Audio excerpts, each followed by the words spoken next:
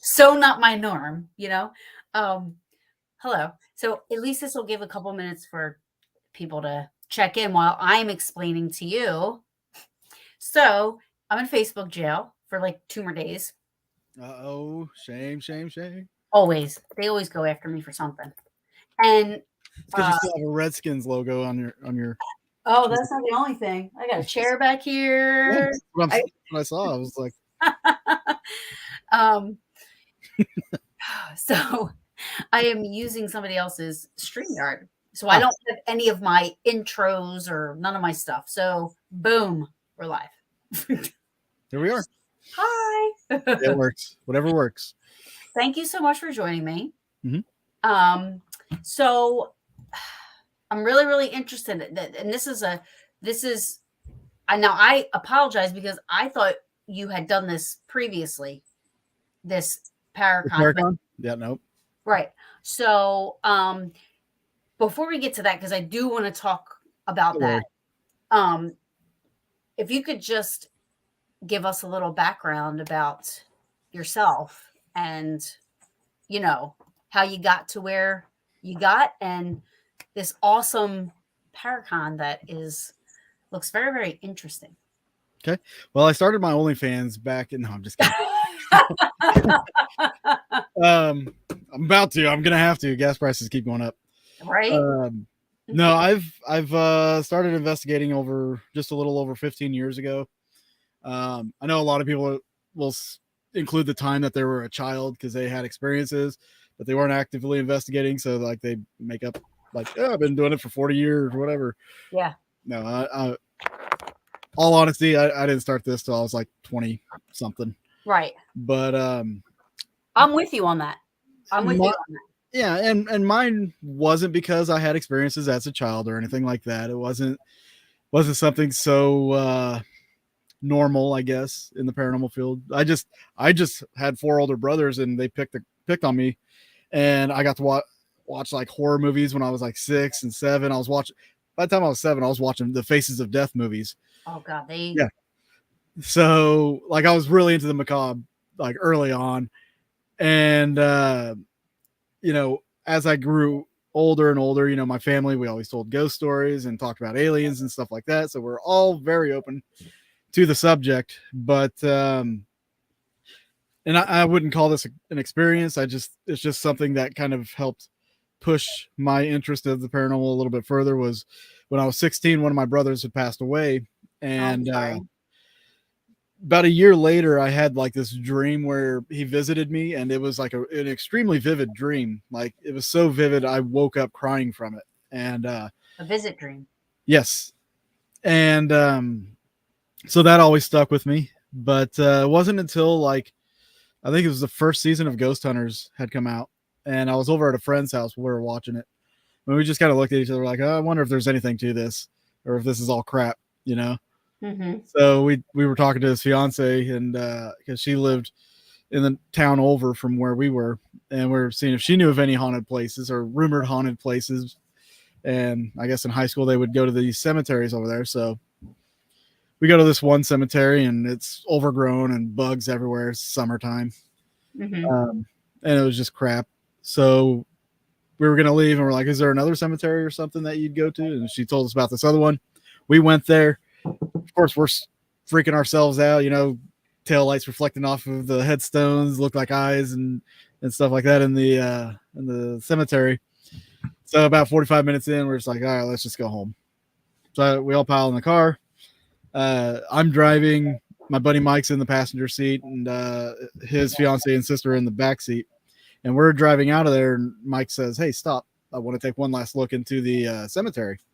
I'm like, okay. So I stopped the car and I start digging through the center console. And as I'm digging through the console, like everybody in the car starts freaking out. And Mike's just telling me, David, drive, drive, drive. And the fact that Mike was freaking out freaked me out because he's like 6'4", 250. He's a big dude. So if he's freaking out over something, I should probably freak out because if it's going to kill him, it's going to kill me. I'm not that big. So I look up, I just punched the gas, and we hauled ass out of there. And on the way home, I was asking them what they saw, and basically what they had seen was this ball of light. It was a blue basketball sized ball. It had little smokiness to it, but it was coming towards the car from the cemetery. And that's what freaked them all out. And I was kind of pissed I didn't get to see it. So I'm like, Yeah. oh, let's go back tomorrow. The girls didn't want to go. Mike came with me. We went back the next day. I was taking pictures, and I ended up seeing a ball of light. It was a yellow ball of light. It was off to my left. It just kind of danced around there for about 10 seconds and then disappeared, and then showed up in front of us about 20 yards away, stayed there for about 30 seconds, and then it just collapsed and we never saw it again. But I did get a picture of it too, which was really cool. But we went back a couple times to that cemetery and had some odd things, here and there that we weren't sure about. So we started doing research online like everybody else does and talking to people in the chats, Yahoo chats and stuff like that. And met a guy from a town north of us, and he had been doing some investigating at this house and had some really interesting photos and stuff. And we just kind of hooked up with him, went to that house, had some experiences. And a week later, my buddy Mike and I were like, you know what, let's start a team. Let's start seeing if we can see what's going on with this, come up with our own explanations and things like that. And that's where we really started. And it just kind of grew from there. And probably, I want to say about 2010,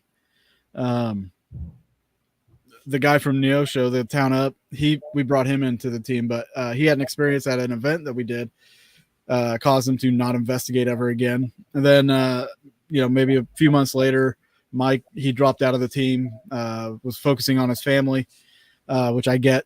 And at that point, I was about to leave the paranormal field. And one of our guys that we had that was new kind of talked me out of it. And I was like, you know what? I'm not going to investigate under this name without these guys. So we just formed a new team, formed a new name, and we just kept investigating. And then back in 2015, we started working on Haunting History, which is our show on YouTube. We are 6 seasons in. It's been very sparse lately over the last year and a half because I'm getting tired of editing. But we've been enjoying doing what we do. It's a show I created to kind of help promote the history of locations, try to get people to go to these locations. Yeah. I maintain that, like a lot of these locations are not government funded or anything. They get their money through donations or fundraising events. And if they don't get that stuff, they don't get the visitors, then these places disappear and nobody gets to enjoy them when that happens. So we want to encourage people to visit these locations. And so the locations are locations that are less traveled. So you wouldn't be doing Gettysburg because everybody goes to Gettysburg. I mean, we would do it. It's just amazing. It's a name basically, but the history there is amazing. That's what we want, is places that have like amazing history. Is something that we can kind of promote. Like the Maria de Sin massacre site's got a really dark history. It's a Civil War site, or pre-Civil War, because it was the Kansas-Missouri border wars. But things like that are off the beaten path that people just don't know about, that's what we like to promote. Yeah. There's a place I was at in Virginia. Now Virginia's so where are you from? I am in the very southwest corner of Missouri. I'm 15 minutes from the Arkansas and Oklahoma borders. Okay. That's like, and I love this because this is what's happening. Like I was talking about this on another show the other day or something, where how, I've expanded, my guests and genre and whatever it is that people are into, and it's led me to go towards the West Coast of meeting all these people in different states, in Wisconsin and Iowa and, all these places out here. And I'm like, wow, East Coast is pretty boring. They got all kinds of cool shit out there. Right. Yeah. But Virginia, we were driving through, and gosh, I'm going to forget the name of it. But anyways, we were at one of the plantations, because they got all these like plantations and stuff, which are amazing. And Well, I'm standing in the backyard of one of them, and I'm like standing there. I'm like, this place, you could just feel it. Like you could just Yeah. feel something. I don't know what it was, but it was something. And I look over to me, and it was like the first Thanksgiving was held here in 1629, and I'm like, oh, like I can't even wrap my brain around that. And then Yeah. they like, have all these signs of all these war generals and all these people that have been here through here, and I'm like, I'm literally walking on the grounds of where, like, you know, I can't Mhm. remember who they said it was. Like all these like awesome, fascinating icons from history, and I'm like, this is like I get chills thinking about it. Like just like being in a place like so. I totally get where. I get jealous of the people over in New England, that area, because the history Yeah. there. I mean, here in the Midwest, we have Civil War history. That's probably the deepest you're going to get. But over there, they got Revolutionary War history. Like that's amazing to me. Like just there's places where George Washington stepped foot. Oh, we have that here. We have Washington's Crossings where Yeah, George Washington. There's a couple of places where George Washington was, that we have here. You know what I mean? And but I totally get it. Like I mean Gettysburg. So I it's really weird how it happened, but I like a week before I went to Gettysburg this one time, I had learned I'm a daughter of the Revolution. So I was like, oh, this is really awesome. Awesome, awesome, awesome. hmm Took a wrong turn, which in 2020 hindsight was a right turn. right. And I go driving past the cemetery. I've been going to Gettysburg since 2007. I go at least 15 times a year, at least. Nice. Never saw this before. I was like, pull over. What is that? Because it was just this little tiny thing. And here it's a daughter of the Revolution cemetery. There's wow. all these women buried there that were daughters of the Revolution. Isn't that insane? That's pretty interesting. It's so. Synchronicities. What'd you say? Synchronicities. Yes. That's the word that was the person used. I'm like, but but to me, that is definitely interesting that the revolutionary and there's a place there that has they had a ghost tour or something like that, but somebody had a picture. Now it's a picture, right? So you don't know if it's whatever, but Yeah. it did look like 3 Revolutionary War soldiers in this picture in Gettysburg. That somebody that just is an enthusiast, they took the tour, they were taking pictures, but it that's what it looked like to me, and it didn't look like one of those like fake apps or whatever like that. You're Right. looking at it and you're like, this is interesting. Like this definitely could be something. Yeah. So were you always a history buff? No. Me neither. I No, hated history in high school. I just hated school in general, but Me too. my fascination with history really didn't come until I started getting into ghost hunting. I mean, my mom used to try to take us to all these historic places when I lived in Illinois, and I hated it then. But once I think it kind of came with age. Yeah. You start appreciating things, and that's kind of where it fell in line with me. Was started getting interested in ghost hunting, started going to historic places. The history just kind of overwhelmed me. I started appreciating it, and yeah, I think that happens to a lot of people, though. Yeah, it totally happened to me. Definitely Farnsworth. Yeah, every place, the whole town of Gettysburg is.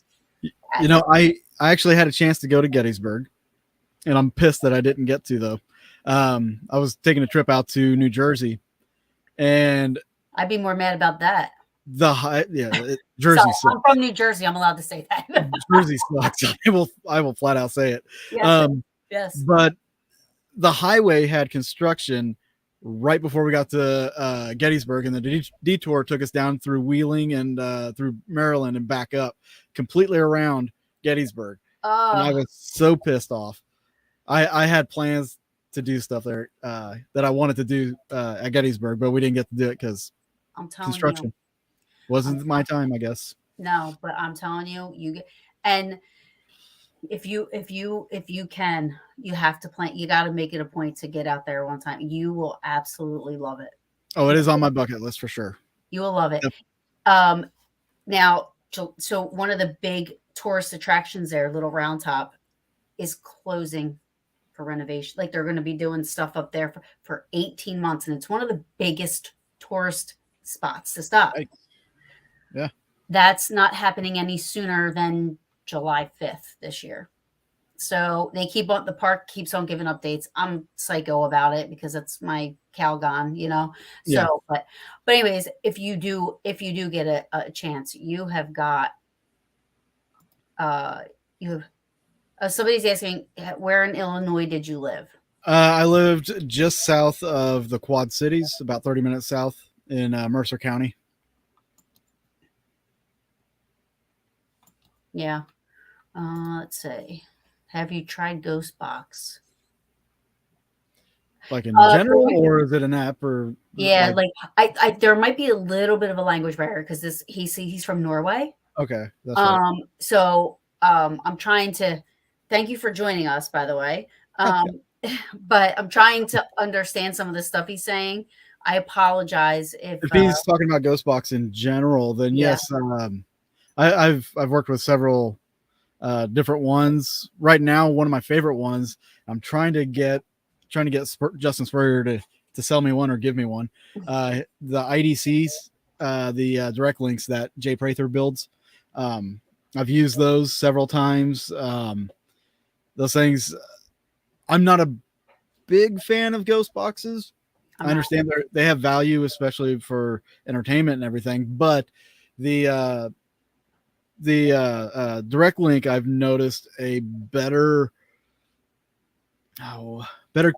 communication coming from it. I've noticed clearer voices, clearer pronunciation.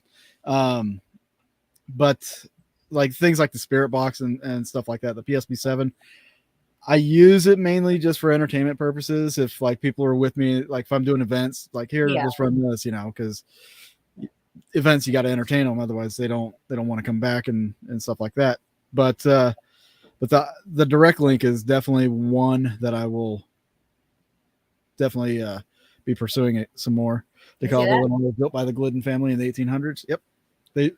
I am actually related to the guy that invented the barbed wire. Oh, snap. That's awesome. That's an awesome piece of family history. That's pretty cool. I don't know where it's at. I have this plaque of like barbed wire, like they're about 4-inch cuts of barbed wire from throughout history.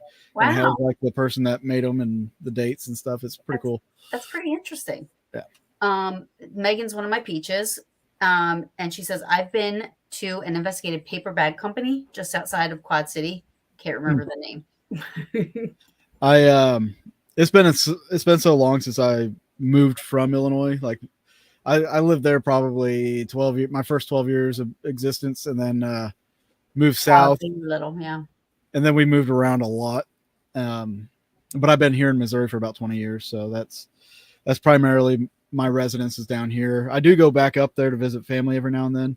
I do have friends up there still, and yeah. So, have you ever heard of DRV? DRV, direct radio voice. Is that? Oh, I'm trying to think of the guy's name. Ron Iacovetti.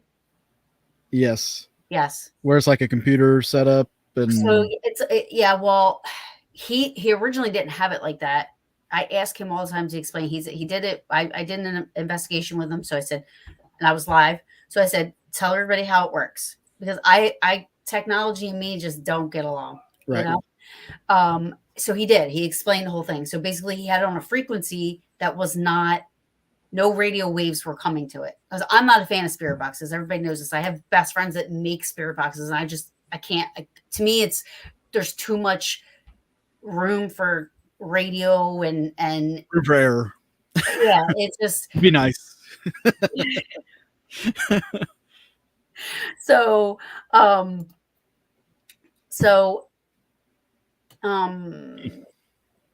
house was owned by Gliddens. Elwood House. Where's the Elwood House? Yeah. I'll contact some family up there, and yeah, for sure. They can go scout it for me. So he had it on a frequency where no radio waves were coming to it. So it was just white noise. And then he hooked the speaker up and put something in the computer or whatever, and then all of a sudden we're hearing like voice conversation.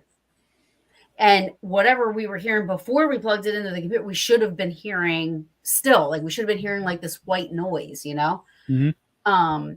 But we weren't. And it, to me, I'm an EVP person because I'm clairaudient. Not all the time. Disclaimer, Right. not all the time.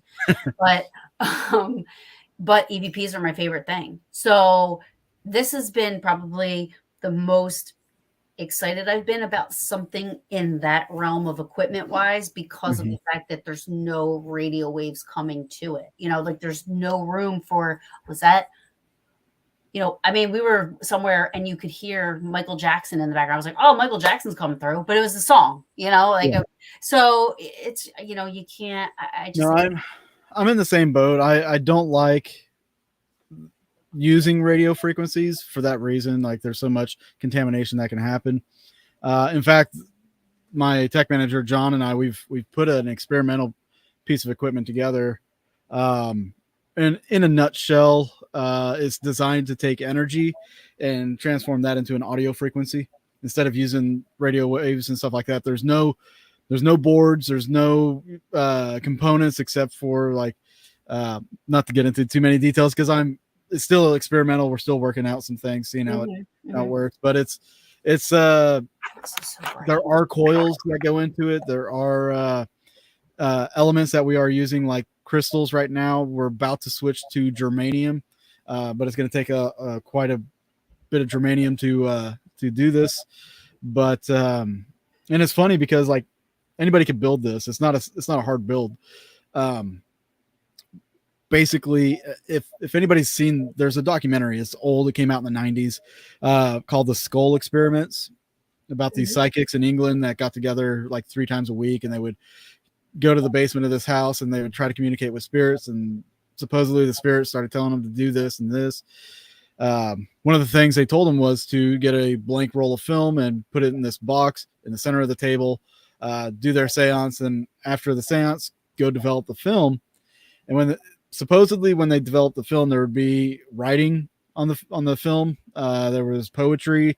There were they even said old pictures like World War II type pictures. And really, yeah. And one of the things that had popped up was schematics for this device, and they had the author of the schematics initials at the very bottom, and the initials were TAE. And they were trying to figure out, well, who's TAE? After a while, they figured out Thomas Alva Edison. Oh, wow. And so I got those schematics. My tech manager and I, we put this thing together. And of course, we didn't have germanium at the time, and we have to get a large amount of germanium. And so we just used crystal. And basically, right now, what we're hearing when we hook it up to a recorder, you can hook it up to a speaker if you want to, but I like to run it to a recorder and a speaker. But what you hear is nothingness. There's no like static. There's no radio frequencies or anything like that. But every so often you hear these pops and clicks come through, which is kind of intriguing. But it could just be the element that we're putting in there using the crystal as opposed to germanium.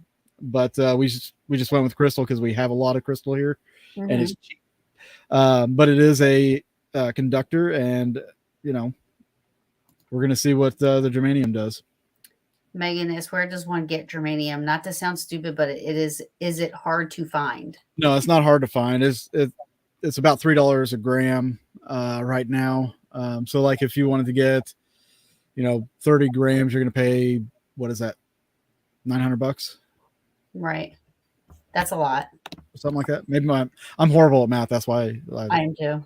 So I didn't like school. I haven't had to do math since junior high. I didn't know how to do. You made me do math there. Forget it. I was in an integrated math all through junior high. Like, there's no way I couldn't do math. High school. Yeah, I wasn't a scholastic person. That's me either. Sure. I graduated early, but it wasn't because of math. I went to summer school for math, algebra. Once I finished that up, junior and senior year, no math. Yeah. No, I know. And it could, and I mean, like, I don't use anything remotely anywhere near anything that math teaches. And nowadays, kids are learning like the stuff that you were learning in junior high, they're learning in first grade, Yeah, you know? I don't know why that is. Anyway, something in the water. yeah, I don't know. So let's talk about your Paracon. Okay, So it's October 7th and 8th. that's right.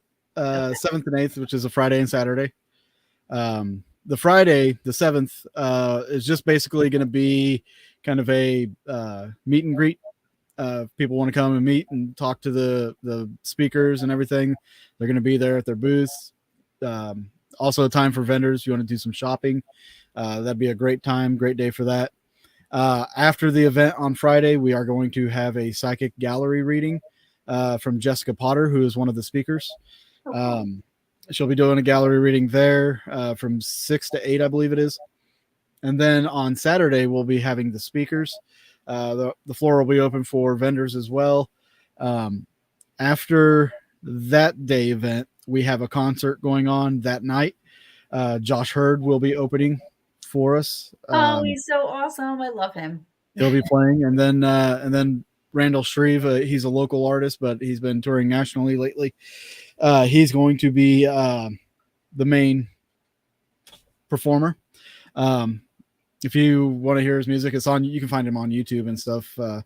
He's got videos and stuff on there. He's a different sound. Like, it's very unique.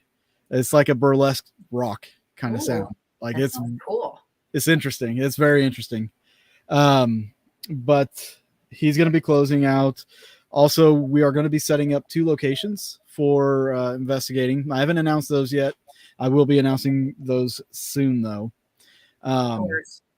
Everybody comes on my show and they go, I can't talk about it yet because it has a. I'm like, damn it. just waiting for confirmation from Right. Like, one of the places, people that follow me, they already know what place it's going to be. So, but the other place, it's kind of, I'm keeping it on a down low right now. We still got plenty of time. So, Megan wants to know, where is this happening? This is going to be in Joplin, Missouri. It's going to be at the Elks Lodge in Joplin, Missouri. It's the Elks Lodge 501. It's a good sized venue. More Elks Lodges, like, is that like a common name for things? Because I feel like we have Elks Lodges. Yeah, they're everywhere. Yeah, they're everywhere. It's like the American Legion, or yeah. But this one's pretty good size. The parking lot's big, so there's plenty of parking. But Joplin's actually a pretty paranormal friendly town, and it's right in the center hub of like Kansas City to the north, Wichita and Oklahoma City, and of course Fayetteville, Arkansas, Springfield, Missouri, all college towns, all bigger than 50,000 people in each one. Is right in the center of all of those. So like it's right in the center of everything. So there's going to be a lot of people that are coming from out of town there. It's going to be interesting because it's going to be a limited size venue. Like, they can only allow a certain amount of people in there, and I think it'll probably go over. That's why I'm trying to sell tickets instead of just like general admission. Yeah.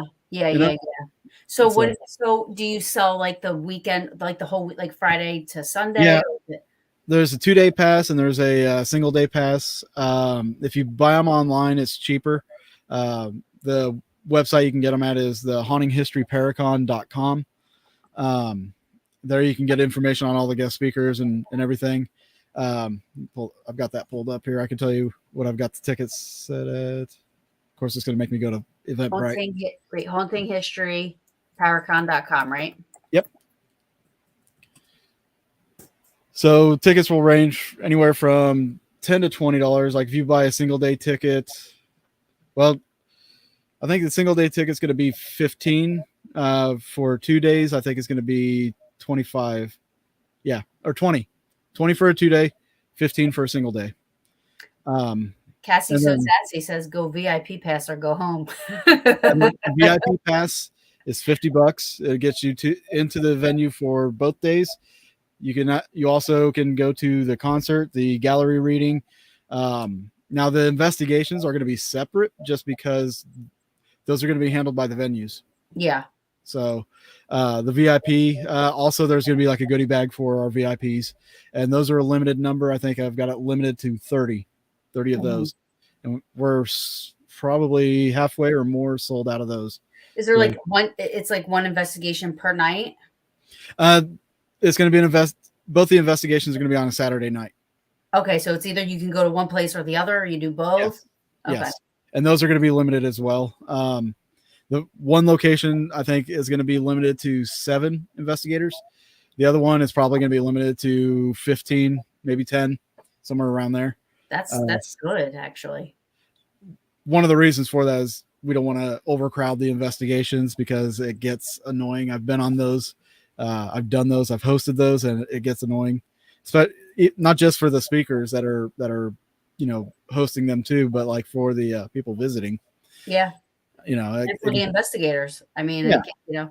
I just have to say hello to Ejing. This is one of my most favorite. She's from Indonesia. Howdy. So we have Norway and Indonesia joining us this evening. So that's awesome. Beautiful. I want to take a stupid road trip, and I just want to I wish I could afford to have off for like a month and just travel across the United States and just kind of go to all these places like that.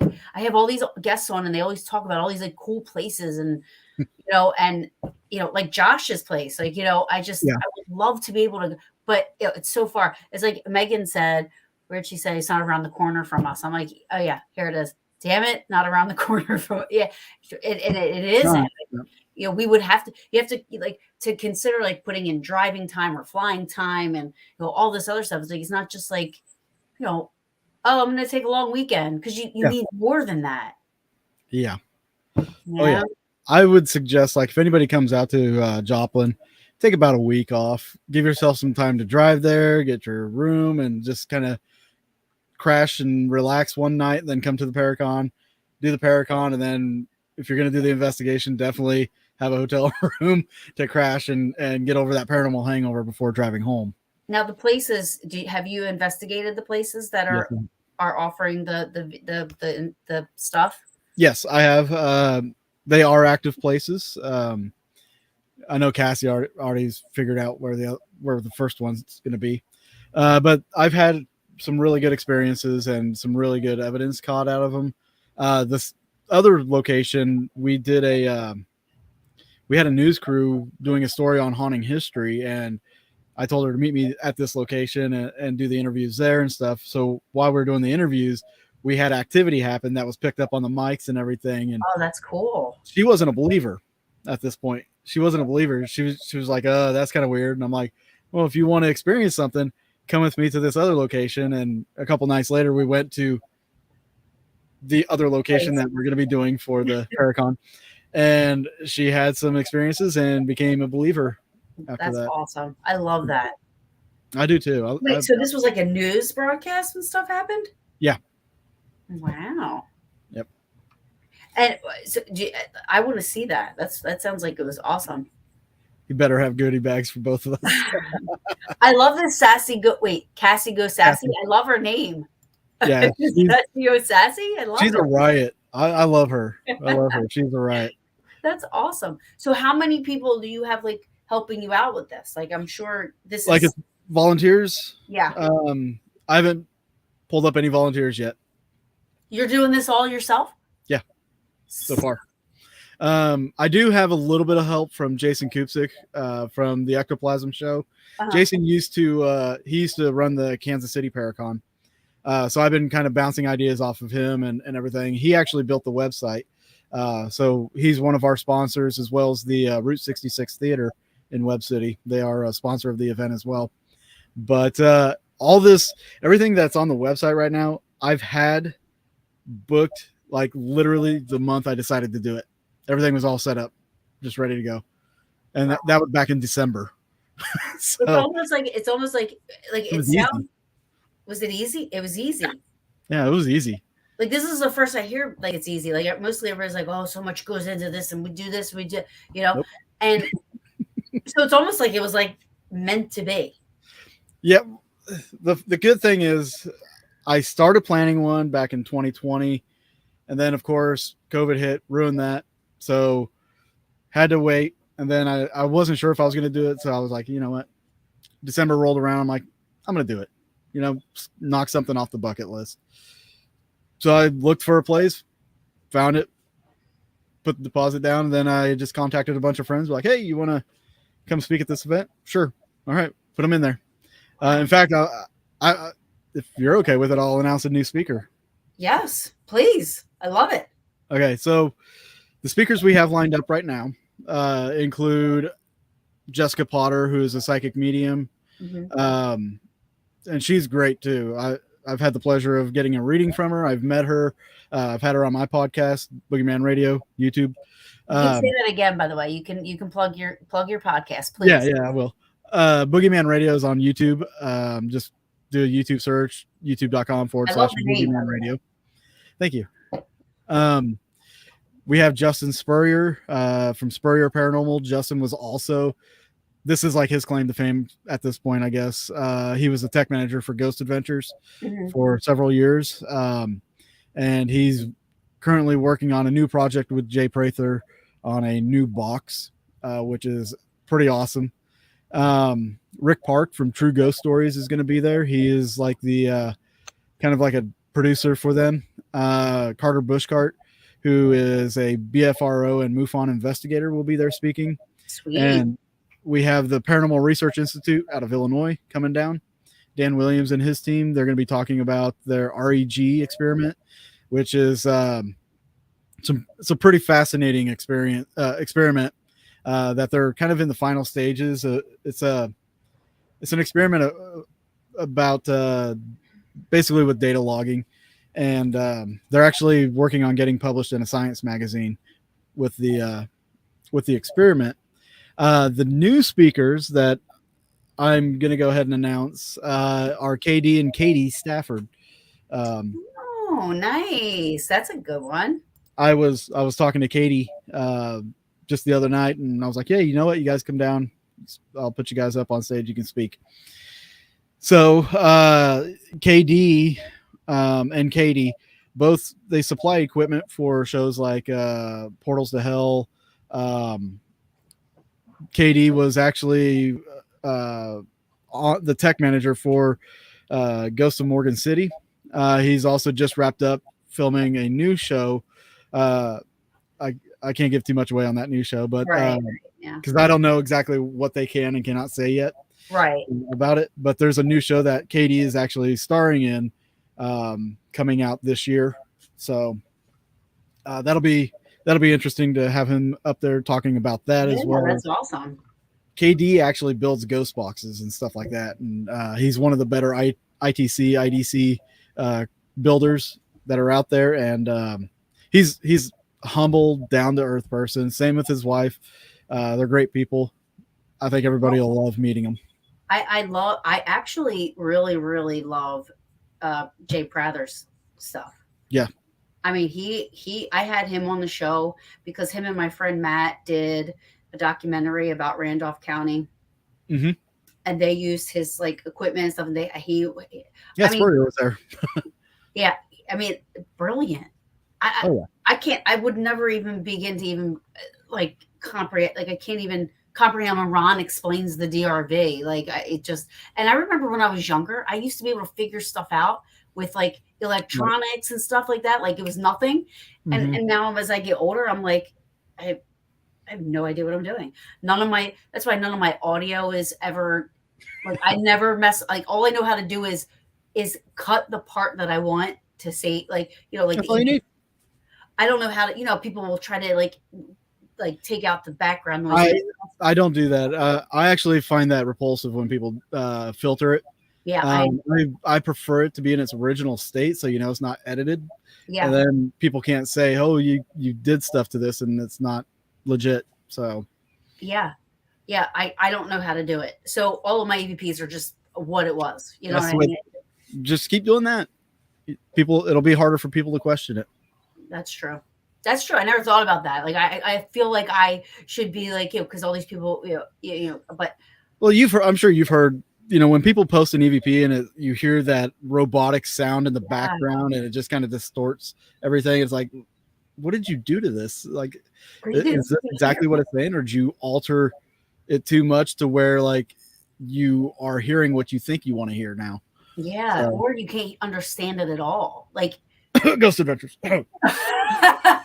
Yes.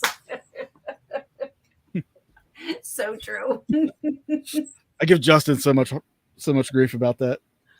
Ghost Adventures. Yeah, sure. Well, it's so funny though. I mean, I mean, like, I just, the only thing that I say is like, it just gives our field such a disservice of how just exaggeratory and just how ridiculous it is. Like, they get evidence, you know what I mean? So why all the, I mean, ghost hunters, they're not 1000%, excited all the time and running from shit and thinking they're possessed and it's a demon and it's a devil. Right. It's like all this, they've kept it the same for a few years. Yeah, and I love what they're doing now. I mean, it's like old school ghost hunters. It is and it isn't, and I'll tell you why. When Ghost Hunters started, it was legit. I loved it. The first 3 seasons at least. Because they were the only ones in the States that were doing something like that. I mean, England had Most Haunted, but everybody knows Most Haunted was horribly fake. But with Ghost Hunters in America, they had no competition until Ghost Adventures came out, and then Paranormal State came out. Then there was competition, and the producers had to match and keep up with what they were doing. So you started to see like EVPs in every episode, evidence being captured in every episode, when the first 3 seasons, that was not the case. That was all the entertainment side really started taking off about that point. And but it wasn't too bad. It wasn't. Yeah, it wasn't too bad. They weren't overreacting and stuff like that. But, because they also like exposed people that faked everything. Like I remember talking Jason. I had Jason on my show, and he's like, "They didn't show you half of this," because I was like, how mad were you? He was like, oh, they did not put that up. He's like, but they didn't want to air that episode, but I made them because I wanted California. Yeah. Yeah. Now on the new Ghost Hunters, the Taps Returns, there's an episode they did in Kansas, and Jason was climbing the stairs, and what they've started doing now in this new show is they wear the headphones and through the digital recorder to hear EVPs and stuff. Well, on the show, you can clearly hear what sounds like a bug fly up to the microphone. And he's like, there's a voice right there. And then later on, it does it again. It's clearly a bug. Everybody knows what a bug sounds like when it flies by your ear. And he was sitting there saying it was a voice. And I'm like, no, what is wrong with you, Jason? That was his current? Yeah, it's on the new Taps Returns Ghost Hunters. So you know what's interesting about that? And I'm not saying that you're wrong or whatever, because I don't think I've seen that episode yet. But I have a recording, right? And for me, I remember distinctively, it sounded like a bug buzzing in my ear. That's on the recording. That's what I said. Something just buzzed in my ear. Right. My sister said that sounded like somebody coughing. I didn't hear that. I heard buzz. So when you go back and I'm listening, which I have, and I can send it to you, but you don't even hear a buzz. You hear, you hear that. And I'm like, something just buzzed in my ear. And she said that sounded like somebody coughing. Yeah. And after that, she was like, I want to leave. She was freaked out. But so just to warn everybody, I'm a very polite way to put this. I could be kind of an asshole, a paranormal asshole. Yeah. What? One of my best friends is Penny Biddle. Believe me, trust me. I mean, I call people out on dumb stuff, and maybe it's just me being cynical, like being an OG of paranormal research or something. Just being in it for so long, I might just become cynical like an old man. But like in what regard we hold EVPs to, I think has slipped a lot over the years just because of the entertainment side. People with YouTube channels coming up with their shows, they start doing the same things that they're seeing on TV, where they want to get viewers and subscribers, so they will put junk in an episode just to get attention, and people are accepting it as opposed to questioning it. And I try not to, with Haunting History, I try not to do that. I try not to mislead people with any evidence. And in fact, Cassie, I already have a shirt that says Paradick. But Sorry, but the like with Haunting History, I try not to mislead people with evidence. And if I don't capture evidence, I will put those shows out there and just say we didn't capture any evidence. Yeah. There's no sense in doing that in every episode. No. So and I try not to like put what we think it says in there. We'll just put like voice or sound or something like that. Make it whatever you want it. But there's a lot of shows out there now that do put out garbled EVPs, and they're like, "Oh, this Class A EVP is like, are you serious? It's not a Class A." Yeah. I think there's no accountability when it comes to quality evidence anymore. People aren't being held accountable for it. Yeah. I'm real big on that because I'm big on integrity, and I'm very big on, so I literally have EVPs from a long time ago that are my favorite, where I'll share with people, because for me, I mean, everybody across the board will hear the same thing. Like I will only share if I know for sure, in my opinion, like, okay, this is, because like I said, again, clairaudient. So I will hear stuff and I leave in the EVP or like into the clipped part. I will leave in me saying, "Oh, I just heard this. Did anybody say that?" And you hear everybody, like, I leave in all that extra stuff so that you hear like the live. I go live during investigations, and I will be live the entire time. I investigate with people who hate that I do that. They hate that I'm live the entire time. But I'm like, but this is how it's real. Like, we're not faking. I'm not faking anything. There you go. I can see your face better that way. What'd you just do? You put a light on or something. There you go. I didn't do anything. Oh.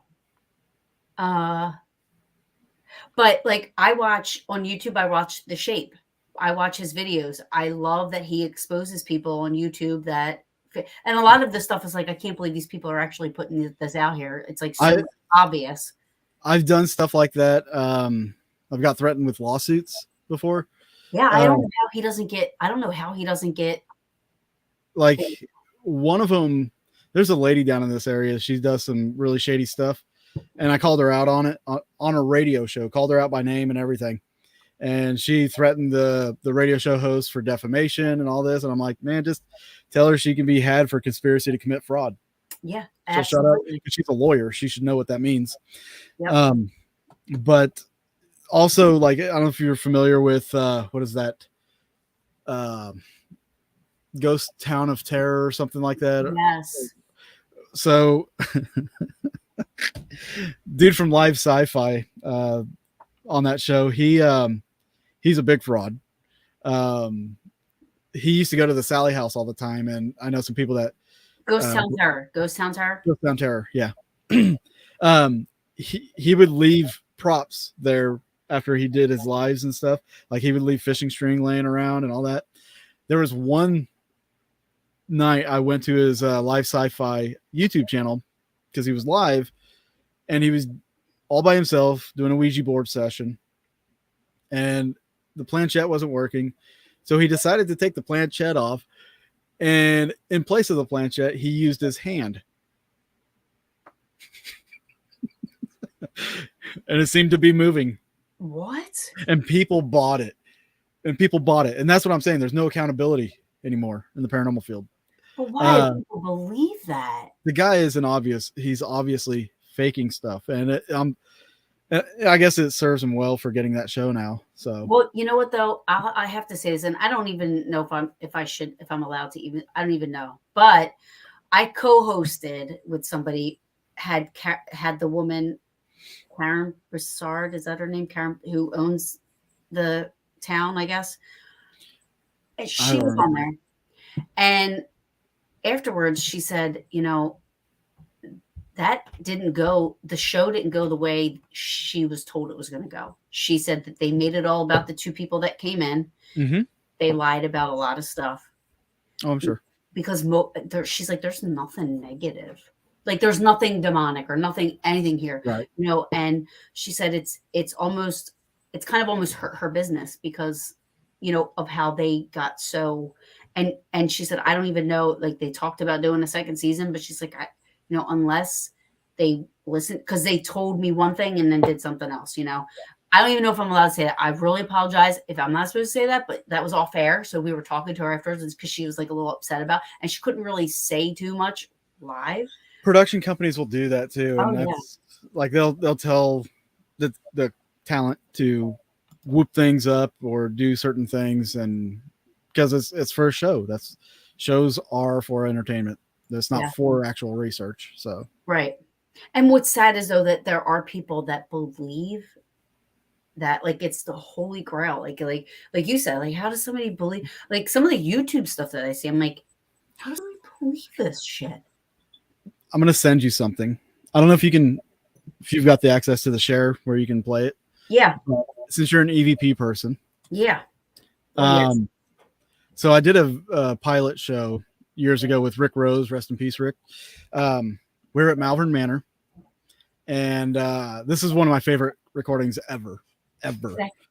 The show was just me and him in Malvern Manor. We had a psychic doing remote viewing, trying to push the spirits to us, and we were up in the attic. If you're those of you that are familiar with Malvern know where we were at. But those that don't know, Malvern at one time was kind of like a nursing home / like care center where they took people off the streets and just gave them a room and stuff. Well, underneath the attic, there's this hall. And in this one room, there was a guy that would go across the hall and rape the guy in the other room. And it's documented that he did it a lot. And, but in this clip, Rick and I, we were above that area. And what we captured was something that we heard with our own ears, and we captured it on the camera's audio and the digital recorder that was on the stair banister. So I will let you play that if you want to do that whenever you get it. Yeah. Where is it going to come to here? I just sent it to your, actually I could probably just share it. Yeah. Can you do the share screen or whatever, or share? Let's see. Let me pull it up again. Sorry. That's all right. Again, I've already disclaimed techie. Like I know when it comes to this over here, I can put it up on the screen. Okay. Let's do this. We'll share screen, Chrome tab. There we go. Oh yeah. Okay, here we go. All right, you got it up on StreamYard? All right. Yeah. The voices. They're outside. That is outside. That has to be outside. Is he fighting?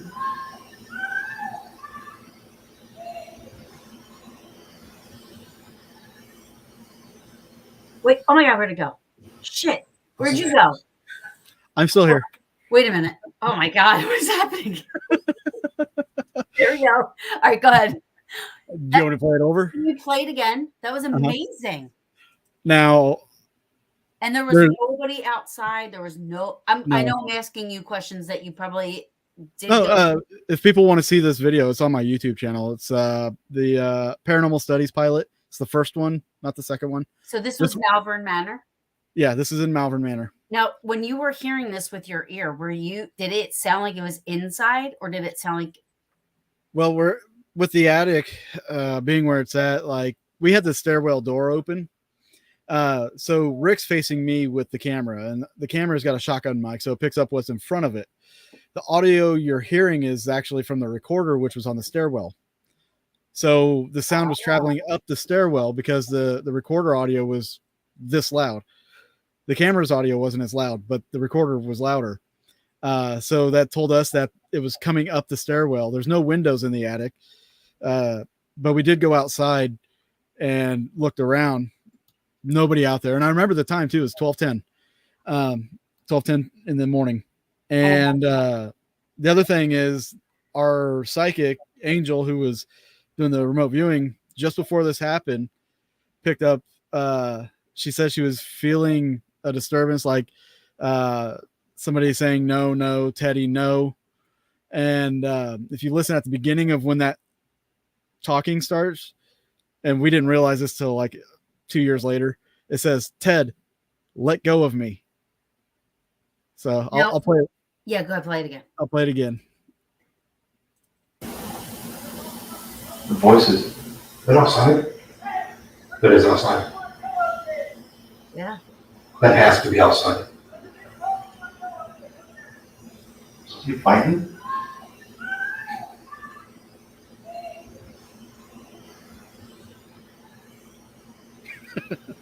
Wow. How's his end just like that? I have chills. That's crazy. That is one of the creepiest things I've ever had the pleasure of capturing Yeah. and experiencing. Yeah. I mean, to hear that, like, now I would think that would be a residual. That's something. Now, Yeah. did you ever go and try to look up and see if there was anything associated with Malvern and a Ted or? I've talked to Josh Hurd about all that, and in fact, the next night or the next morning, we drove over to Josh's house to show him that. And yeah, I got video of his reaction on that too, but he was pretty cool. But I told him that we had this, and the name thing I asked him to look up. But him and Tori Westoff did a book called We Are Malvern Manor that has a bunch of names. I haven't looked through it yet, but I'm curious to see if that name comes up. Yeah, that is amazing. That's awesome. That's like so there's a place in Gettysburg I stay all the time. It's called Inn at Lincoln Square. And it was just me and one other person. We had the whole entire inn to ourselves. Now, when I say inn, this is literally it's 3-story house, and they have 2 townhouses off the back, and each story is a suite. So there's 3 suites, 2 townhouses. We were the only 2 there, me and an ex-boyfriend. That was boyfriend at the time.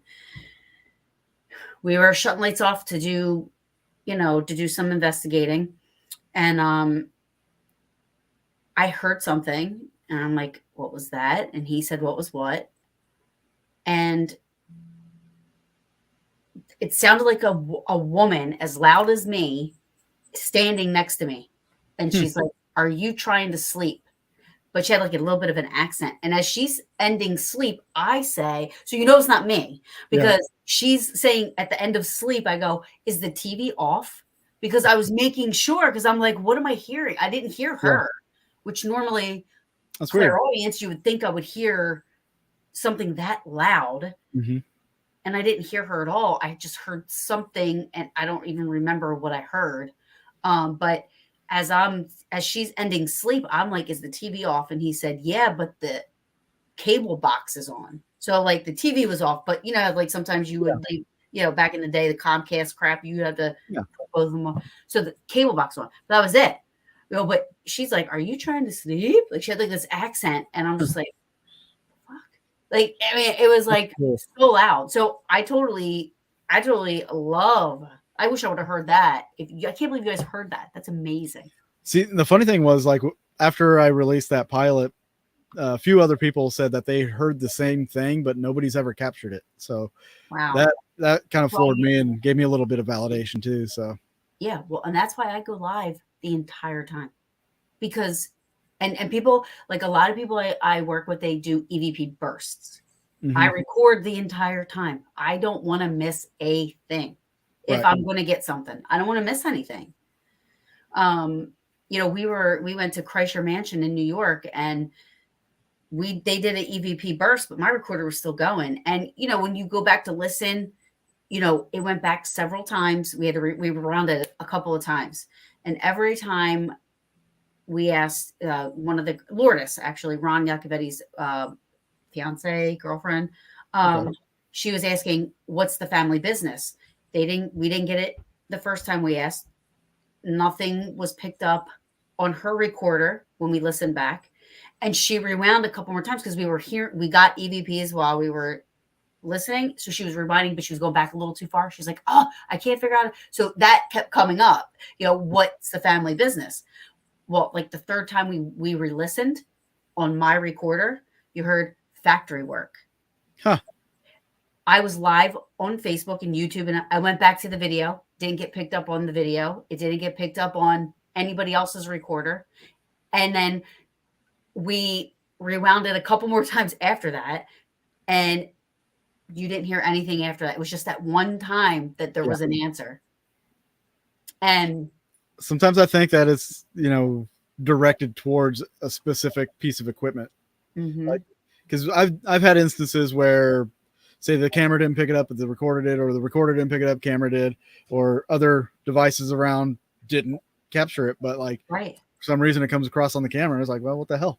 Well, to me, that's more deeming towards that this is some type of phenomenon, you know what I mean? Whatever you want to call it. Because if that was any of us in the room, that would have gotten picked up everywhere. Yeah. On everything. If it was a person in the room, you would have heard it. I didn't move my recorder. It stayed right where it was at. Oh, I didn't, so, and I was live. You would have heard, it would have been on the video. And it wasn't on the video.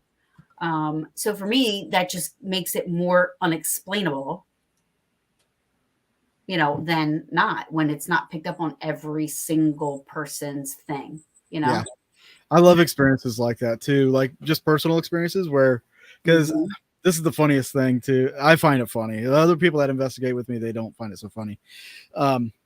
So I have this impression that certain people have a better ability to experience paranormal activity. And my co-host Charles on Boogeyman Radio,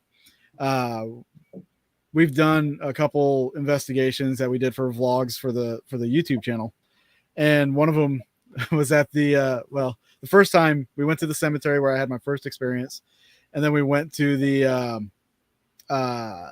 Crescent Hotel in Eureka Springs, Arkansas, and at both locations, I kept hearing some voices and stuff, and we actually picked it up on the recorders, but Charles never heard any of them, and it was pissing him off really bad.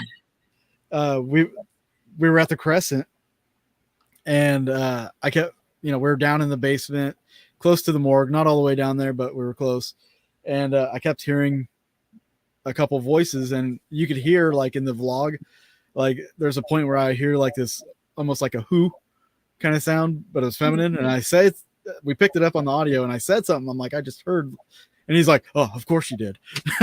I'm like, well, I'm sorry, man. You're just not as perceptive or in tune with it all. But like, no, yeah, and that's the thing. Like, I think that some people, like, I don't hear. It's not all the time, but a lot of the times I will. Ed, interesting. Hear stuff. Yeah, so Ed. I mean, it could be Ed. Maybe. Right? I know they had like the records of all the accounts where the guy did that. So I'm kind of curious to see who that person was. What that person's name is. There's two. Darren, what's been your favorite location at this point in your investigating career? Hands down, the Brown Mansion, Coffeyville, Kansas. Brown Mansion. Yeah, they no longer really do anything paranormal related. They just don't want to kind of do that. They don't want it to be known as a paranormal place, Why? I don't know. I don't get that. Years ago, we started, I think I want to say 2009, we started doing events over there where we were doing fundraiser events, and we did them for like a year and a half. We raised like almost $13,000 for them. And when we were doing these events, we would have activity happen like every time. And when I say activity, I don't mean like hearing little sounds here and there. We're talking about everybody in the group seeing full-on shadow figures, hearing voices, things moving. At one point, like actually the second time we ever did one, was probably one of the craziest nights I've ever experienced. And I know I'll never experience anything like it again. It's just one of those things. But we split up the groups, and Mike took a group down into the basement. I took a group to the second floor. I had a camera going, and nothing was happening on the second floor. So I left my group with Gene, one of my team members. And I went down to Mike's group to see what was going on, and they were getting communication through knock. So I stayed down there, and for about 45 minutes, we were getting communication, like once for yes, twice for no. We were capturing this on recording. And at some point, we're like, somebody's up there screwing with us. So I took somebody out of his team. We went up there, sat there in the room above, and sure as shit, we were hearing these knocks happening 10 feet in front of us. Nobody was standing there. Wow. And then 15 minutes later, Gene's radioing for Mike. He's not getting through. We could hear him like trying and trying. So we're like, oh, let's go upstairs. Let's see what he wants. We get to the first landing on the stairs, and we hear this loud boom, and all the girls up there just start screaming. So I took off up the stairs, ran into the room, and all the girls are huddled up in this corner, just freaking out. And Gene is picking himself up off the floor. And I don't know if you've seen a punched out boxer, but that's kind of what Gene was like. He had no energy. He couldn't hardly stand. He was falling over the bed and everything, trying to get to his feet. Oh, wow.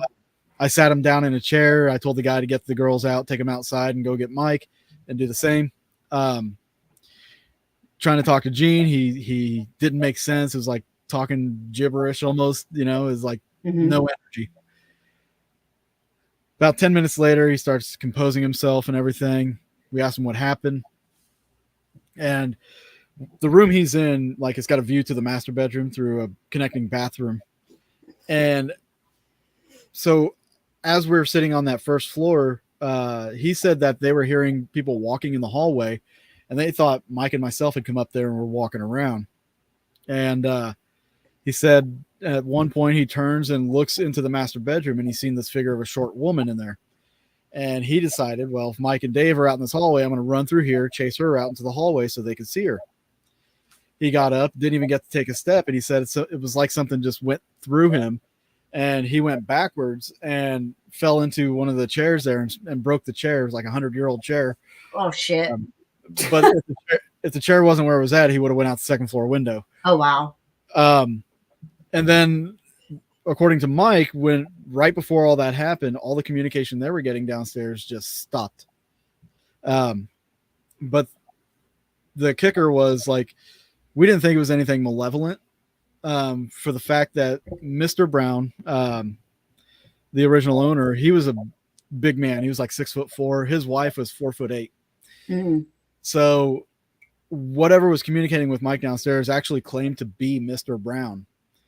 And we kind of think that the figure that Gene had seen was Mrs. Brown, and somehow Mr. Brown knew what Gene was about to do, because let's face it, if somebody's going to come at your woman, the guy's going to step in and take care of that. True. So somehow this entity knew what Gene was going to do and stopped him from doing it. Wow. So we continued the investigation, and the funniest part about that was everybody there was from the college, the community college, and there was a guy there that worked there, but he left right before all this stuff happened. So the next day at college, this is all anybody talked about. And back at this time, even, we were charging $100 a ticket, and we would sell out every event, like 15 people, $100. We'd sold it out. He showed up for every event after that because he missed out on that one night. And yeah, it was pretty amazing. But that was the event. The event that Gene stopped investigating because of that. Oh, okay. I was curious, but I didn't want to ask because you kind of like said it really quickly and kind of skipped over that. So I'm like, okay, maybe that was something really personal that happened. Yeah, him getting floored from an entity that did it for him. Yeah, that's never happened. I've never had anything like that ever happen to me where I've ever been, anything like that. Knock on wood. I'm not saying I want it to. Just saying that, nothing like that has ever happened. My friend Mark, hi Mark. He said, out of all the paranormal shows out there, I think this is when we were back talking about like ghost hunters and stuff. Which, in your opinion, pops out the most in being accurate on their investigation? I'm gonna stick with my answer as ghost hunters. I mean, I respect Jason and them, and I think they really do an awesome job. So, if you're gonna use the term accurate, I think there's, like any show is accurate. It's just Like there's no right or wrong way to actually investigate because everything's all theory. But if you want to go into like who seems the most legit, honest, and all that, that's a tough one. That is a really tough one. I do like Destination Fear a little bit. Why? For the fact that, number one, they're not investigators. And then they're going in these places and they're basing their time off of being afraid. And sometimes they do catch some stuff, but for the most part, they don't. But they don't say that it's a ghost. You know what I mean?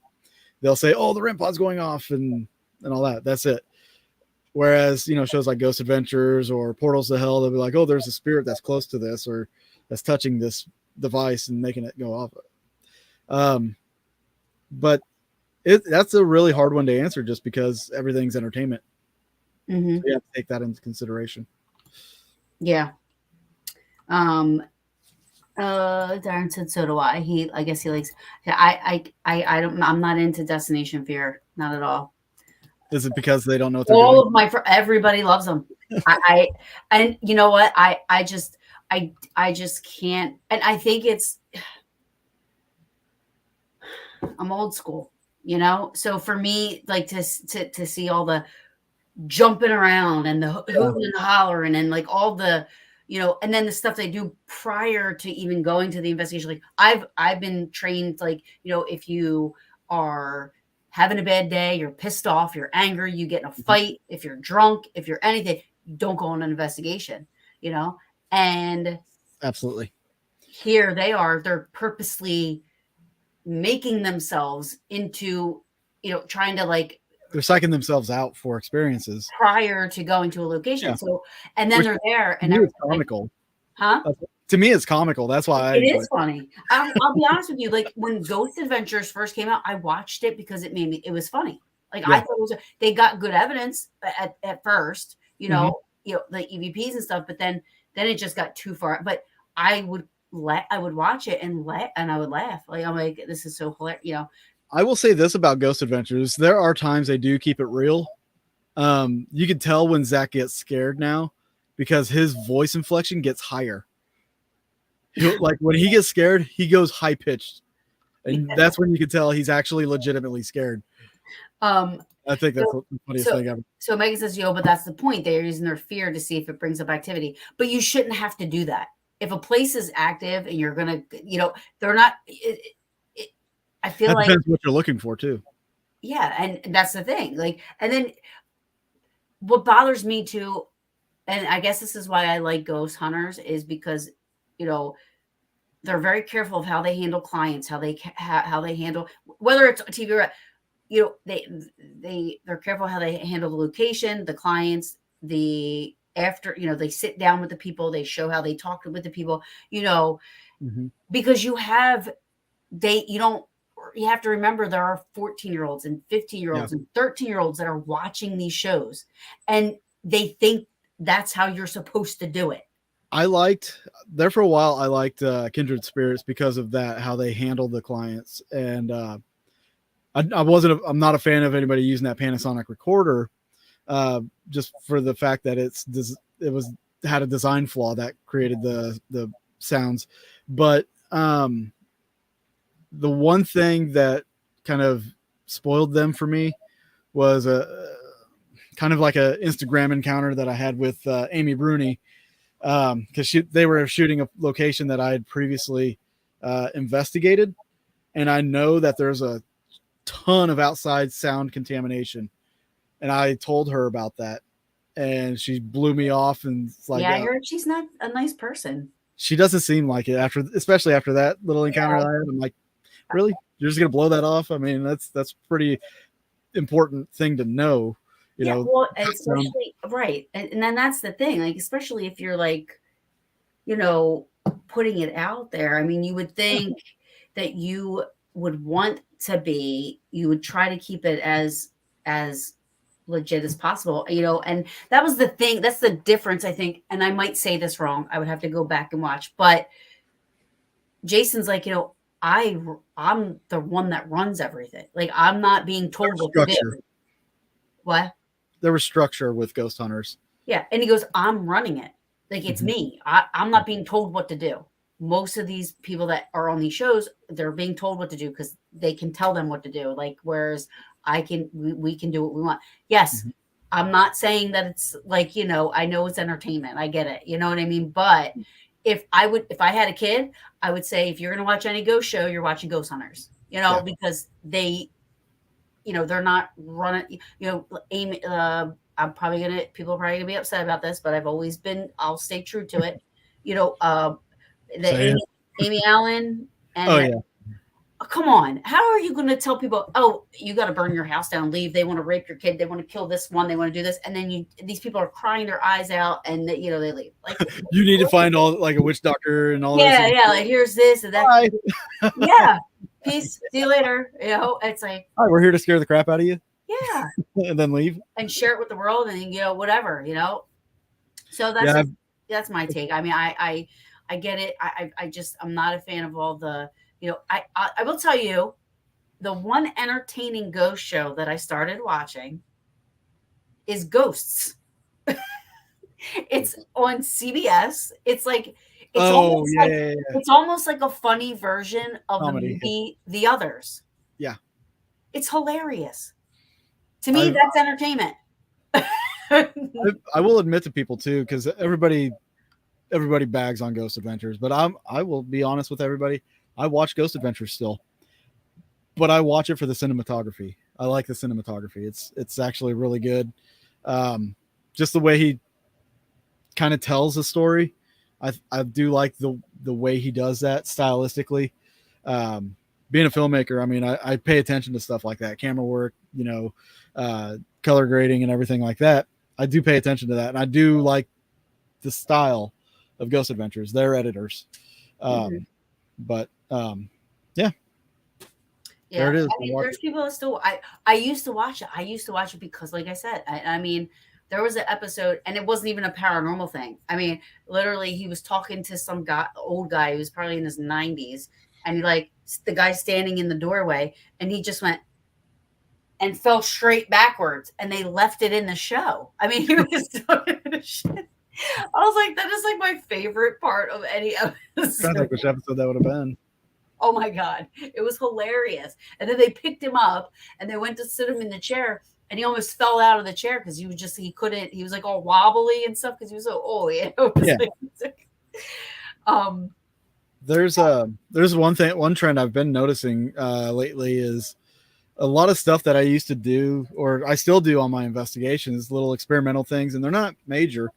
I'm starting to see them on a lot of these shows, which kind of makes me happy to see. But like, especially, I'll get into one of my films here in a second. But like, I started doing this, what we would call phoning the dead, or we had multiple names for it, but phoning the dead was kind of my thing, what I would call it. But what we would do, and we started this like over a decade ago, is we'd have somebody that's not at the location call us, and we'd put them on speakerphone, and we set the speakerphone in an area of the building, put a recorder with it, and we'd leave and let them do an EVP session over the phone, because it's an electronic frequency. It's a different type of electronic frequency range than you would have with like playing it over a radio. Yeah. And the theory behind that started because, we'd heard so many ghost stories or people's experiences where they had a home phone that would ring and it's not even hooked up or something. So we're like, let's try this. And we had success with it. I would say out of all the times we've done it, like 60% of the time we would get something interesting. Yeah. Whether it's the person on the phone experiencing static or voices coming over from their end onto our recorders, or something happening in the room. We've had some really good success with it. And then one night, Ghost Adventures did an episode where they did that. And the first thing I did, because Justin Spurrier was working for him, first thing I did was I dialed him up. I was like, are you kidding me? They're actually doing my experiment on there. And, I thought that was great. It's not a phenomenon that's talked about a lot. But personally, that has happened in my family where there was a phone call, and it was and a 3-year-old picked the phone up and never met my dad, and she said it was Uncle Denny telling my aunt, there's Uncle Denny. He said he's fine. Tell everybody I love. And my aunt went back to, and she was freaked out. Now they don't believe, their words, like, she works for, her husband's the sheriff for the Berks County, like very, she called me. She was freaking out. She was like, the phone was ringing. I was blow drying my hair. I was just going to let the voicemail get it. But M picked it up and tells me that it was Uncle Denny. And she's like, I went back and I looked at, there was no incoming calls. There was no redial. There was no nothing. It's like, tell me it isn't what I think it is. And I'm like, I can't. Yeah. How does Emmy know who Uncle Denny? What are you going to explain? How are you going to explain it? Like, honestly. And then my aunt, who lives around the corner from me, they would say it's the ghost phone because they had all kinds of phones throughout the house, almost in every room, just in case or whatever. And one phone would ring, one over here, one, and then it would be like one phone, and then they would pick up. So my aunt started to unplug a lot of the phones. Mm-hmm. They would still ring. Yeah. There's a place called Gabriel Davies Tavern that's in Glendora, New Jersey, and it's old place. And the cops, somebody called, they said that somebody had called from inside the house, from the home, a landline, saying that, somebody had called, but 911, but there was nothing there. So naturally the police go out. Right. They call the people that own the place or whatever. And they said, well, that's interesting because there is a phone in there, but there's no phone line to it. It's not even plugged in. That's pretty good. So stories like that are always intriguing to me. They've always been. It just gave me a good idea. I need to talk to Prather about. But lately, so I did a couple films called Into the Light, exploration of the Spook Light Phenomena, and then we did a sequel called Into the Light 2, a Spook Light Theory. For people that don't know what a spook light is, it's basically a light phenomenon. Joplin's got one. It's called the Joplin Spook Light. You can look it up. Those have been researched by the Army Corps of Engineers. They didn't have any explanation for it, but we came up with this theory involving Bigfoot and aliens that kind of encapsulates everything, ties everything together. Well, this past week I've been house sitting, and I binged watched Expedition Bigfoot on Discovery, and they started hitting at a lot of the stuff that is basically based around my theory, like different aspects of different pieces of evidence that they captured and stuff they were talking about just really incorporated my theory into that. And I couldn't help but sit back and giggle. Like, it's cool to see something that you've done or come up with, or an idea just kind of out there, but they still weren't tying it all together yet, but they were hitting like different aspects of it. And I'm just like, come on, guys, you can do this. Just come to the same conclusion.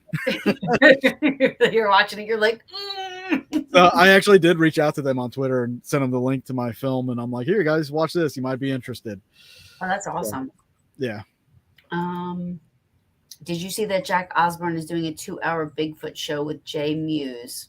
I think it's already out. I've seen it up on Discovery Plus. Yeah. There's a book. Who wrote it? Now, I like 2 authors, and I feel like it was.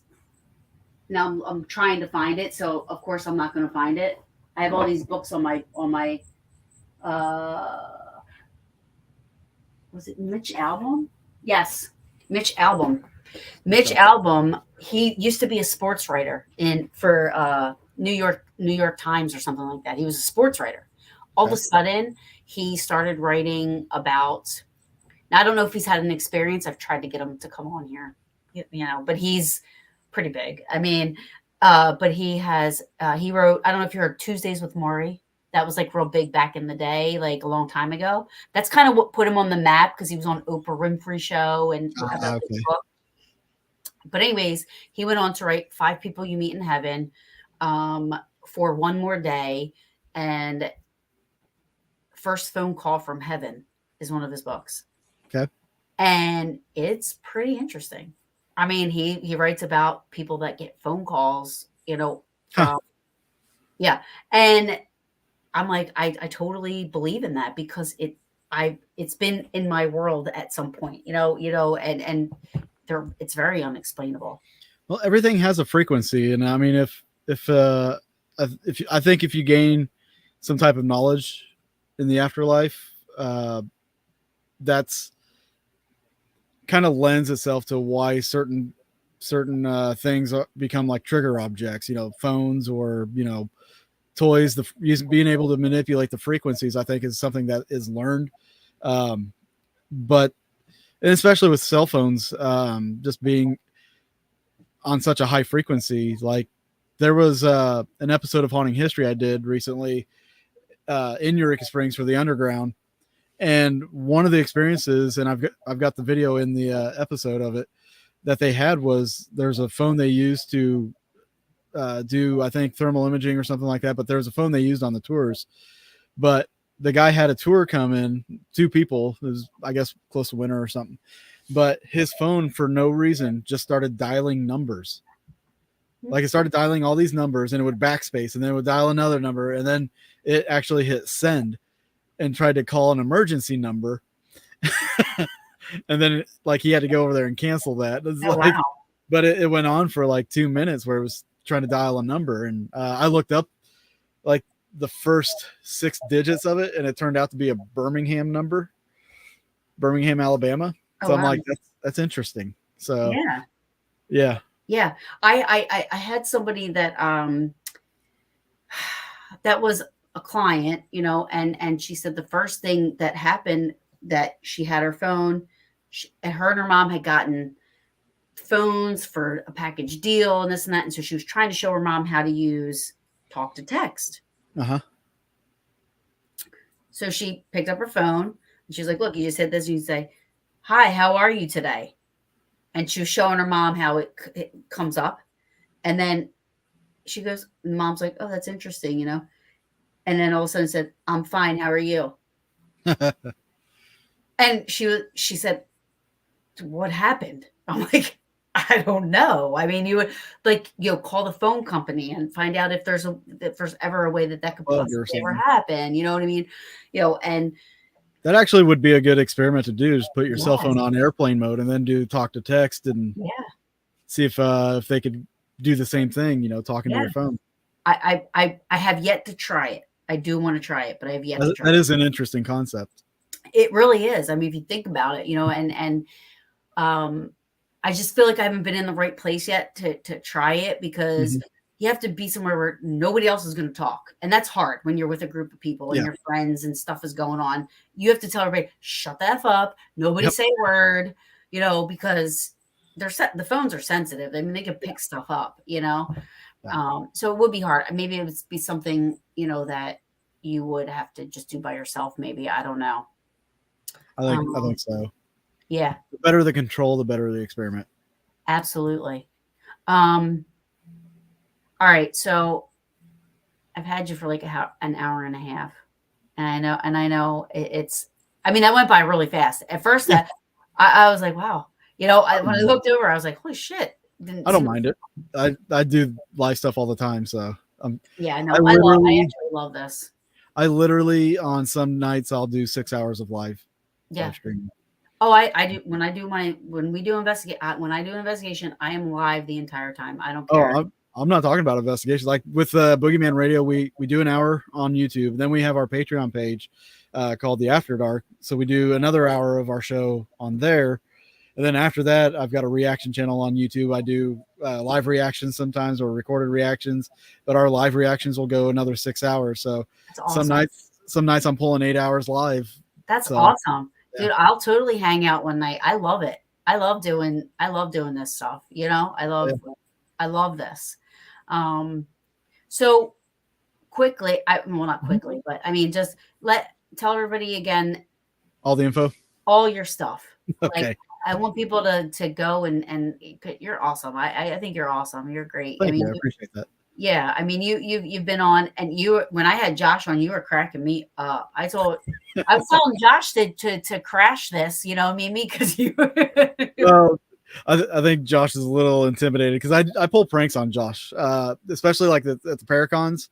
I gotta see if I can find this. I got a dresser right here that might have this shirt. If I can find it. I've got like 3 dressers laying around here. Yeah, there it is. So, funniest damn thing ever. This was at the last Kansas City Paracon. The first time I pranked him was at, like, I think a year before. I just went around the Paracon and told people to message Josh and just start sending him pictures of kittens. So his phone like blew up with all these pictures of cats. And then, so this last time, which, by the way, if you want to see me pranking Josh, Into the Light 2, when the credits are rolling, just sit there, wait for the credits to finish rolling. There's a series of whenever I prank Josh by dressing up as an alien out in the woods and running up on him, like head to toe, full gray bodysuit. It was crazy. So the last Paracon, he didn't know I was doing this, but I had a bunch of these shirts made. It says, Oh, have you heard?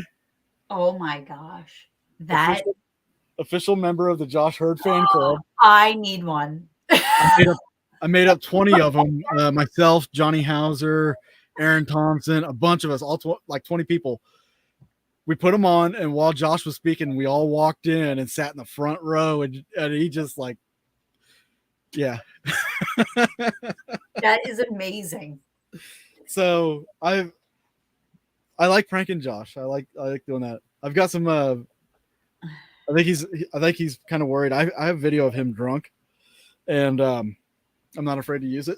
I love it. So like, that's great. But I don't know if I'm going to prank him when he comes down, because he's kind of doing me a solid coming down and performing. But he might expect me to prank him, but just to keep him on his toes, I don't know if I'm going to. Oh, you should. I should. Maybe after. Maybe after. Maybe. We'll see. Might film it. So, okay. So yeah. So let's tell everybody again really quick, all your stuff and what you got coming up, or, about the Paracon. And I also want you to promote like all your YouTubes. Yeah. All your stuff. Okay. I wish I had a drink here. All right. So Haunting History is on YouTube, youtube.com/Haunting History. If you want to see the show, that's where to see that. I also earlier this year signed a deal with a streaming channel to stream Haunting History on like Apple TV, Roku, and Fire TV and all this stuff. Oh, good. I'm still putting some episodes together for that. Boogeyman Radio is also on YouTube, youtube.com/Boogeyman Radio. That's Boogey, not IE, just in case some bad spellers out there. EY? Yeah, EY. All one word? Yep. It's a radio, obviously. Boogeyman Radio is on YouTube. It is on YouTube. We do our show every Tuesday night at 8 p.m. And if you want to sign up on our Patreon, it's actually costs less than a half a tank of gas. So you can jump over there. You get extra show after each week. We usually do another hour there, and then some other extras too, which is patreon.com/Boogeyman Radio. My films Into the Light and Into the Light 2, you can see on realhouse.org/David Glidden. But if you want to see them for free, you can go see them on the YouTube channel, the Haunting History YouTube channel. The Real House is if you want to help support. Let's see. Well, I spelled that wrong. Everybody gets it. Did you put IE? Did you put IE after I told you not to? No, Into the Light. It's like into. I like separated into. Oh, I got you. Which those films, I filmed both of them with Josh Hurd as well. The Paracon, you can get all the information on that at hauntinghistoryparacon.com. You could also go to the Facebook page for Haunting History, and we have an event on Facebook as well, so you can just kind of go there if you want notifications on news and stuff that's happening with that. Let's see. I'm trying to think if I'm forgetting anything. I probably am. You've done a lot. It sounds like you're like you do a lot. I do. I try to keep busy. We'll just stick with that. I am about to possibly embark on a new film here soon. Hopefully. I gotta work some things out, but fingers crossed. It's gonna be good. Yeah. Gonna be good. Sounds awesome. And then you'll have to come back on and talk about it. Absolutely. Anytime. I would love to have you back on again. This was awesome. I was looking forward to this. I was looking forward to like really,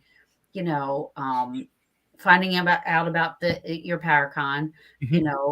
Now that I love history, and it's just I love that people.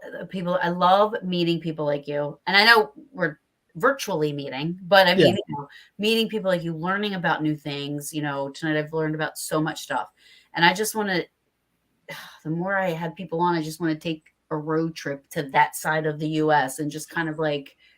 I posted this to Nick Groff because he was looking for some new locations and everything. I was like, bro, Midwest is where it's at right now. It's the most unexplored area of the country as far as the paranormal goes.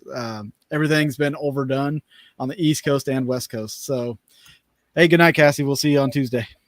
Yeah. But you're right. You're right. Yeah, and there's a lot of locations out here that haven't even been investigated. Yeah. So, or there's just been one or two teams that have investigated, and that's it. Yeah, so. And it just I'm just intrigued. Like I want to go that way. Like I even like Tombstone, even Arizona and stuff like that. Like I want to just see everything. I know people have been to Alcatraz and they've never ever experienced anything, but I want to just see Alcatraz just because it's Alcatraz. Just to be there. When you walk into these historic places, you feel that energy. You feel the history. Like the Crescent Hotel in Eureka Springs is exactly that. I go there all the time just because I like the feeling of walking in and you feel the history because they kept it mostly original, and it's just awesome. I bet because we're kind of high. Yeah, no, because I mean, like we have Eastern State and Pennhurst. When you walk into those, I mean, those two places are amazing. Yeah. And then New York, you have Rolling Hills Asylum. Rolling Hills by far is probably my top one of my top ones I've ever been to. But I want to go that way. Like I want to experience all these like cool things, and. Well, you ever get a trip out here, we'll set up Malvern or Garnett House. I definitely want to check out Malvern for sure. Garnett's another good place to investigate. Like I don't want to brag, but actually over the last, I don't know, dozen times that I've been there, there's something there that will actually do things when I ask it to. Like I have a relationship with that place. Myself and Justin Spurrier, we have this connection to that place, and it's actually really intriguing. So yeah, but I get it because Gettysburg, that's how I am. I know hands down. I go there. There's not a time that I haven't experienced something. Especially in at Lincoln Square because I stay there a lot. I think the more times you go somewhere, the more times you kind of like just mesh together, and they're more comfortable, they're more active, they come out more, so I totally get it. And Megan, you are my forever roomie, so you will go anywhere I go.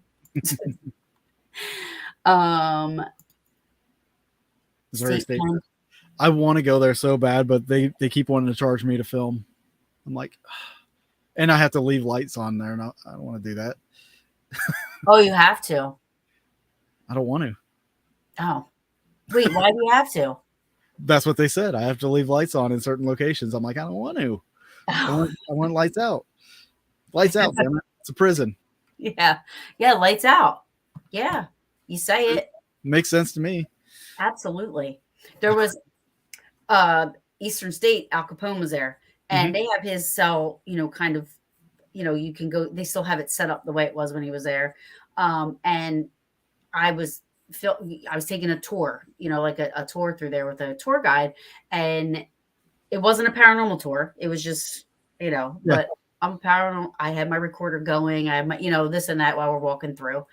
I put my phone through to get pictures of the cell, and there was I can never say it, but the radios had the big, huge, the 50s, like a jukebox style xylophone or something. No, like a jukebox style, or is it? But it had the big, huge horn thing. You know what I'm talking about? Oh, yeah. It was a record player, right? Yeah, so it was like kind of like one of those things. And as soon Phonograph. as I put my phone through the thing, I thought there was motion sensor or something that would, and music, like 50s swing music started That's playing. cool. And it was loud. And I'm like, oh, I was like, sorry, and I say because he's like, talking. And I was like, I'm so sorry. I'm so sorry. He's like, I'm sorry. Are you okay? And I'm like, no, I'm sorry. I made the music go off. And he's like, what are you talking about? Now there's 20 people standing there with him. And I'm like, you don't hear that? And some guy was like, I do. He was the only other one. And I did pick it up on my recorder, but it was so low. You can hear it, but it was so loud in person. That's interesting. And the guy was like, that thing doesn't even work. I'd always be afraid, like I'd turn into Urkel on those if something like that happened to me. Like, I do that. So yeah, I think stuff like that is awesome. It's a safety hazard. That's why in certain places lights are required. Oh, I've never been anywhere that you have to leave the lights on. Yeah, I get it. I totally get it. I understand the insurance portion of it, but I just don't want to.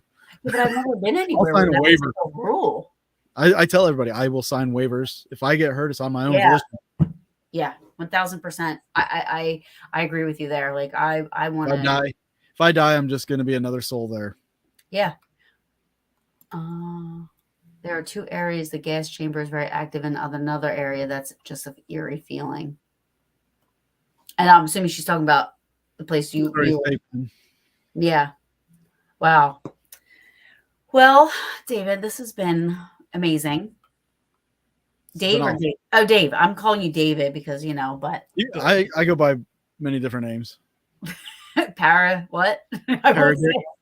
Paradic. I won't say it. David. When I worked on Scott Air Force Base, my nickname was Dirtbag. What? Yeah. No, that's not nice. Oh, I accept it. I wore it like a badge of honor. It's because I was a civilian working on the base. So. Oh yeah. So my it's funny because my Kenny Biddle, skeptic beyond any skeptic, and rightfully so. I mean, he wants to have an experience, but he just whatever. But I bust his chop. We all bust his chops now. We call him a paraceleb. And he gets so mad. And I'm like, so it's funny that you have those shirts because we keep talking about how we're going to get shirts made that says, Kenny Biddle staff. And it's like paraceleb, something with his face on it. Like we're trying to come up with something to do. Be a fan club. Yep. I actually have a shirt and I'm kind of proud to be the guy that's coined this term, the paratainment. It's like paranormal entertainment. Paratainment. Oh, paratainment. Yeah. Yeah. I've got a shirt that on my shop, it says it's not paranormal, it's paratainment. I'm going to wear that at the Paracon. Oh, that's awesome. I want to wear it at a lot of Paracons, but like I kind of feel bad a little bit, but then again, I don't, but because a lot of my friends are the ones speaking. So. Yeah. Oh yeah. Yeah. I know. Yeah. You got to kind of be a little bit professional. Yeah, considerate or whatever. Yeah, that kind of sucks. That's why. Megan's talking about the Gettysburg Battlefield Bash. Like pictures of the bash. Yeah, it's so fun. You should probably check that out one year. It's probably the funnest weekend. When is that? What weekends are those? That's August. It's usually like August. Like this year, it's August 19th through the 18th. Well, we're going the 18th. But so like the 18th through the 22nd, but the thing is actually the 19th through the 22nd. And it's amazing. It's just one big, huge paranormal party the whole weekend. And, there's lectures and guests and vendors and all that stuff. But it's in Gettysburg. You can't even, the place is just amazing. But then you have all those people there it's just one big party. It's so fun. I've always had this attraction to Gettysburg. I really want to, I'm going to go someday. It is on my bucket. I will seriously meet you out there. And I did this with my friends in Tennessee, SRS Paranormal. They came up. I met them for the weekend. And the whole weekend, I just took them to all different kinds of spots. You were the tour guide? I was the tour guide. Yep. I love it. I love popping people's cherries when they go to Gettysburg. I love it. Well, at least you know where not to go and where to go, and Yeah, that's for sure. that's a So bonus. it's amazing. So if you do, just please hit me up and I'll meet you out Yeah, there. absolutely. And and we'll all just do a big, huge, fun paranormal. Yeah, you're right. We'll just do a big, huge paranormal whole entire weekend. Hell yeah, I'm down. um, Won't be but this year, but because around that same time I'm doing another event. So oh yeah. Well, it doesn't have to be that weekend. Like it could be any. oh yeah, I was at talking any- about that event that you guys are having, the bash. Yeah. But, Yeah, but anytime. I'm always up for it. People, I mean, like they always message me, call me, they ask me, like they're going to Gettysburg for the first time. What do I do? Where I go? Where do I eat? All that stuff. So I'm down. hell yeah. I don't need an excuse to go, but I love having an excuse. I gotta go. I gotta go to Gettysburg. Like, I'm sorry, but I got plans going to Gettysburg. Gettysburg. That same old thing. So and so's coming up. I got to be there. They're like, you were just there 2 weeks ago. Okay, and That was 2 weeks ago. Things have changed. Yeah, there's Temperatures different. Barometric pressure is going to be different. Yes, it's going to thunderstorm this week, and I want to go and see what the difference is between that and this. Maybe it's going to kick up activity. You never know. You never know. But this has been a pleasure. Thank you so much. You're welcome. Thank you for having me. Keep in touch, definitely. And I really honestly with your event coming up in October. I know October is a little bit of ways, but I totally whatever I want to share as much as you can. I am going to be like, since I had all this stuff pretty much done and planned and set, like the first month I even thought about it. This whole time I've been just kind of taking it easy on advertising, so I haven't been posting much about it. But come July on, that's where I'm going to do the majority of my advertising. So there'll definitely be a lot of stuff to share. Yeah, please, because I really think it's awesome. I think it's a cool idea. I love you, but not like it. You know what I'm saying? Like I think you're awesome, and I love what you're doing for our field or community, whatever you want to call it. So I'll definitely support it. I'll share it out, bump it out. Everybody, please go like and share and subscribe to all his YouTube stuff and pages and if everybody would share it as well, because like Facebook has been burying me because of some of my posts. Oh, I'm the same. And so some of my stuff doesn't get seen. Yeah, I'm the same. Yeah. They even tell me in any group you post, yours is going to be at the bottom. I'm like, even on like the news feeds now, like a lot of my stuff doesn't get put up there, especially advertisements for anything. But I did find a loophole. Facebook's algorithms, if you post on a timeline, don't thumbs up like anybody's stuff, heart react to it, because the more heart reactions you get, the better it will be seen on timeline. Thumbs up does nothing for it. Also post in story, because there's no algorithm with the story. Really? Yeah. Interesting. The more your stuff gets seen in story. So just a little tidbit for everybody. That's what I will do. I hate that I'm so network dependent on Facebook. I'm trying to branch out. I wish YouTube. It's so hard to get followers on YouTube, and it's just like for me it is anyway. Just be consistent.